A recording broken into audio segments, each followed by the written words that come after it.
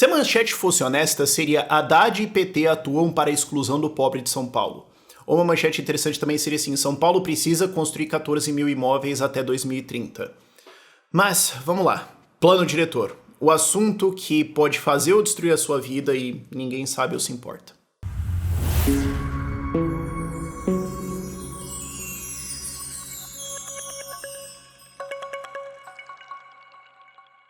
Cara, como eu fico puto quando eu saio de uma estação de metrô em São Paulo e olho e vejo uma casa de 2 andares. Um predinho de... Eu tava entre a Fradique Coutinho e a Faria Lima, descendo a rua lá. Mas tem um monte de casinha de 1, 2 andares, que é as lojinhas e tal, tem os prédios sentados. Tem um monte de casinha de 2 andares e tudo mais. E um puta trânsito de 4h30 da tarde, olhando e falando, mano, você tá pegando o carro pra ir lá na PQP, você podia estar morando aqui, era só deixar construir prédio aqui. Mas aparentemente tem um pessoal que não quer. Vamos lá.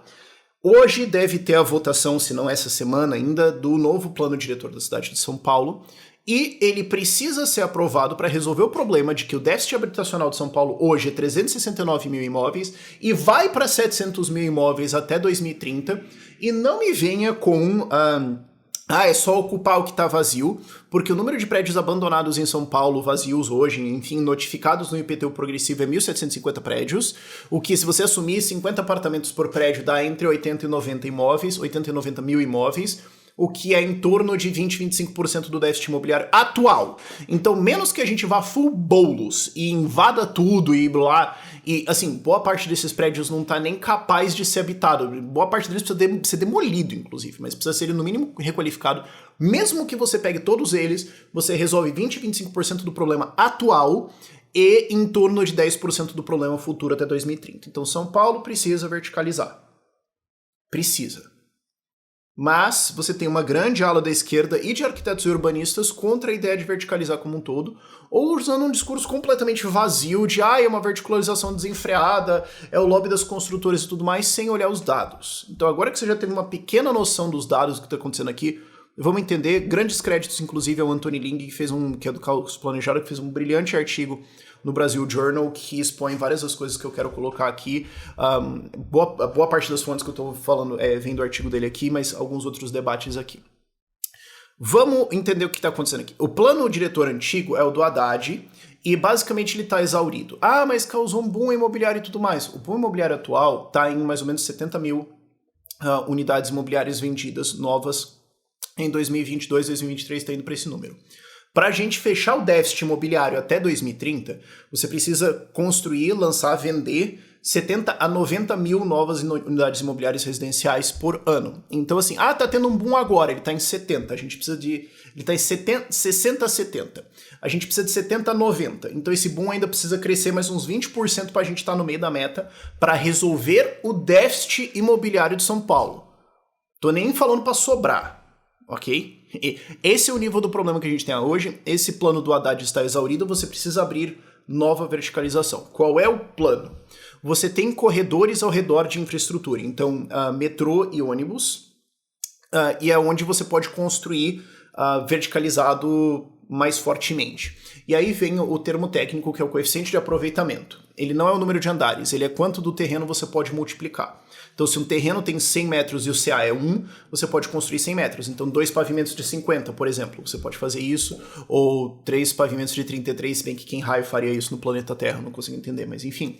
O terreno tem 200 metros quadrados, tá bom. Então, se o coeficiente é 4, você pode construir 800 metros. Então, e tem várias outras coisas que você pode excluir, tipo a área técnica, várias coisas não contam, áreas verdes não contam, tá... E as construtoras maximizam isso, mas, então, num terreno de 200 metros com coeficiente 4, você poderia construir 8 pavimentos de 100, por exemplo, mais as áreas excluídas, tipo técnicas, blá, blá, blá, blá. Então, assim, esses coeficientes vão ser aumentados ao redor de linhas de metrô e ao redor de linhas de ônibus. O corredor de linhas de metrô hoje é de 400 a 600 metros, dependendo se você está no centro estendido ou não. A ideia era subir para 1 quilômetro, e no fim das contas recuaram para 800, 700 metros. E o corredor de ônibus era 150 a 300 metros de largura para o lado. E agora a ideia é subir para 400, 450, dependendo da área onde você está. Então você vai subir a quantidade de terrenos onde você pode verticalizar, aumentando a oferta de terrenos, e permitir que nesses terrenos, eles estão subindo os coeficientes para 4, permite que nesses terrenos você tenha uma verticalização maior. O que? Oferta e demanda. Aumenta o número de terrenos à venda, baixando o preço deles, e aumenta a possibilidade de ter imóveis aumenta a quantidade de imóveis que você pode ter nesse terreno. O que significa que oferta e demanda, mais imóveis, e você consegue diluir o custo do terreno em mais apartamentos que estão sendo construídos, o que viabiliza apartamentos de menor valor. Uma crítica que existe muito grande agora é que esses novos empreendimentos que estão saindo são muito mais caros e tudo mais, então não são para as pessoas humildes. Primeiro, as pessoas que estão indo morar nesses novos empreendimentos podem vender ou alugar o seu apartamento antigo, o que libera uma unidade de moradia quase que forçadamente muito mais barata para outras pessoas. Então, você tem um deslocamento aí. Segundo, quando você permite verticalizar mais, você consegue ter unidades mais baratas. Essas unidades estão saindo mais caras justamente porque o plano do Haddad era mais restritivo do que poderia ser. Então ele força com que só seja viável construir unidades de luxo. Porque se eu posso construir um prédio com 10 apartamentos e o custo do terreno é fantástico, eu tenho que construir um apartamento de luxo e incorporar um monte de coisa aqui para conseguir diluir o custo do terreno. Se eu consigo construir num terreno de custo médio, que baixou porque agora tem mais oferta, e eu consigo botar 200 apartamentos num prédio, eu consigo fazer um apartamento que uma pessoa de classe média consegue comprar. É economia básica aí, só que infelizmente a gente não tem isso no debate hoje. Você tem a galera falando assim, vai ser a verticalização desenfreada, que é o que o pessoal do PT, que é o que o pessoal de esquerda tá falando, sem apresentar nenhuma alternativa.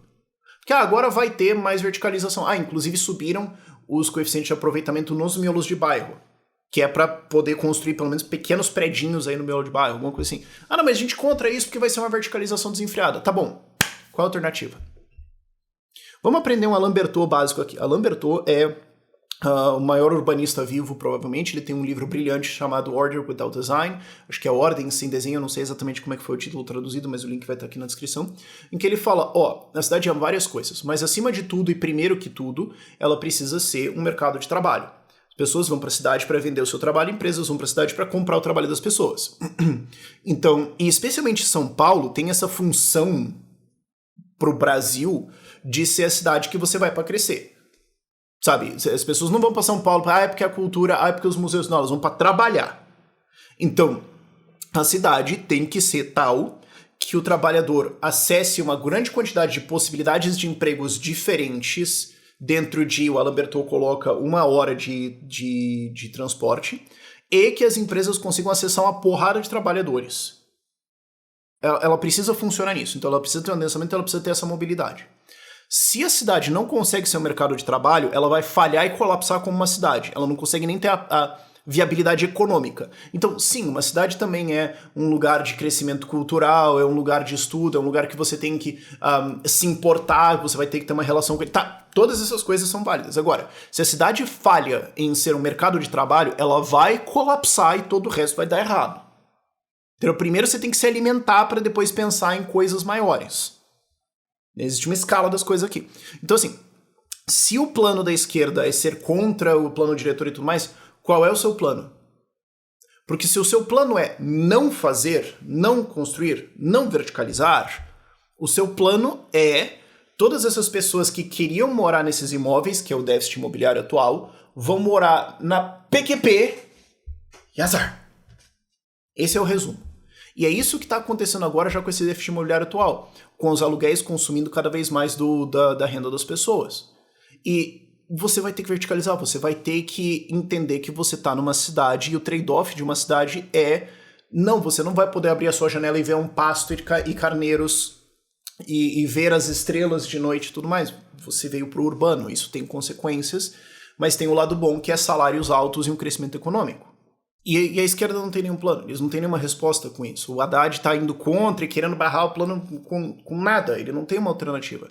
E quem é contra a verticalização também não tem muito o que fazer. E aí você ouve uns argumentos que, assim, só mostra o quanto as pessoas não estão entendendo sobre, porque não é só a galera de esquerda fazendo isso. Eu vejo, muita gente, inclusive liberal, fazendo essas perguntas e não tendo a resposta. Então, que bom que a gente chegou no ponto de evolução de discutir essas coisas. E eu quero discutir isso mais porque, cara, isso é um negócio que faz ou destrói a tua vida e ninguém se importa. Isso me irrita demais, bicho. Mas, vamos lá.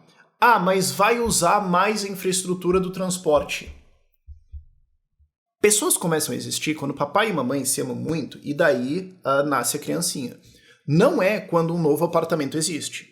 Então, assim, você criar um novo apartamento, um novo prédio e tudo mais, não vai criar uma nova demanda de mobilidade, ele vai mudar uma demanda de mobilidade. A pessoa que ia trabalhar no centro estendido de São Paulo e por isso tá querendo morar, né? Ela tá morando lá em Cotia. Então ela vai pegar 2 ônibus e um metrô para ir pro trabalho. Se ela puder morar perto do centro estendido de São Paulo, ela vai pegar um ônibus ou um metrô. Alguma coisa assim. Então tá, ela vai consumir essa unidade de transporte, que ela já estava consumindo. Ela já existia. Ela não vai nascer porque o imóvel nasceu. Ou ela não vai deixar de existir e morrer porque aquele imóvel não existe. Ela vai morar na PQP e pegar um monte de transporte. Por isso eu comecei o vídeo falando, cara, eu fiquei desgraçado das ideias. Eu tenho umas tiltadas com isso que são fantásticas. Eu tava entre a Fradique Coutinho e a Faria Lima, na linha amarela em São Paulo. Casinha de 2 andares, que é aquelas lojinhas, tal, os restaurantes, barzinhos, que são maravilhosos, eu adoro aquilo. Mas por mim tinha que ter também um prédio de 15 andares em cima daquilo, porque você tinha só aqueles negocinhos ali, quase ninguém morando. Ah, mas tem uns prédios saindo ali, tem uns prédios. Cara, aquilo lá não era pra ser daquele jeito, não. E você tinha um puta congestionamento aqui, com tipo, todos os carros parados. Você fala, mano, mas você podia morar aqui. E não ia precisar ter carro. Porque pelo teu carro, pelo que eu tô vendo, trabalha por aqui mesmo. Então, por que... Ah, não, porque os prédios têm que estar lá, porque o cara deve morar lá em Barueri. O transporte, a infraestrutura já está sendo consumido. A questão é qual é a distância. O que me leva a outro argumento que é, mas daí vai criar novos desafios de mobilidade, vai ter que inserir nova infraestrutura. Sim, a prefeitura vai ter que fazer o seu maldito trabalho. O orçamento da cidade de São Paulo é 96 bi. O Fundurb, que é o fundo para criar infraestrutura por causa de verticalização, no fim das contas, que é um fundo que é financiado pela outorga onerosa. Quando você vai construir um prédio, você vai construir verticalizar, você paga para esse fundo. Esse fundo tem R$1 bilhão. Grana vocês têm. E o seu maldito trabalho como prefeitura, conceitualmente, na cabeça de quem defende o Estado, é resolver os problemas. Vocês têm 96 bi de orçamento, são a maior cidade da América Latina, um mercado de trabalho fantástico, e eles estão tipo... Não, mas daí se o cara colocar um prédio aqui, como é que eu vou pôr um ponto de ônibus? Não, aí não dá. Se esse é o teu argumento, se demite. Se esse é o teu argumento, levanta e vai embora. Fim. Claro, o ponto de libertários é que, assim, Estado não funciona. Então, naturalmente, o Estado vai ter enormes dificuldades de fazer isso. E, obviamente, o modelo que eu defendo como os grandes sonhos da humanidade é uma cidade privada, uma cidade como um produto, uma empresa. E não, eu não tô falando de privatizar a cidade de São Paulo. Ninguém aqui tá defendendo isso, porque um monte de gente ser obrigado a um monte de coisa que não quer. Eu tô falando de construir do zero, se a gente fosse fazer. Agora, o ponto é, essa porcaria existe, já tá lá. Então, o que você tem que fazer? Você tem que inserir mais mercados. A gente não consegue fazer mobilidade. Privatiza. PPP. Coloca mercado nisso. Agora, a cidade não consegue colocar mobilidade para as pessoas que moram nela, não é um argumento para impedir mobilidade, é um argumento contra o Estado. É um argumento de, cara, se você como vereador, prefeito tá defendendo esse argumento, renuncia.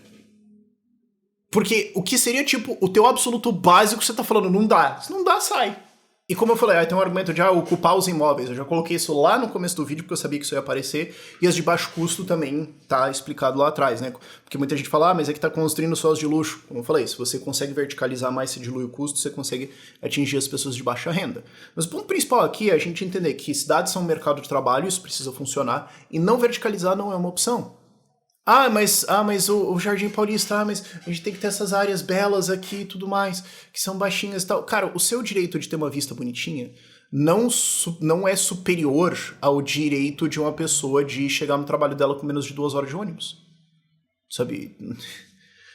Mas tem umas pessoas que não sacam que é isso que elas estão defendendo, não sacam que ao ser anti-verticalização, elas estão, na verdade, defendendo a exclusão de pessoas simples.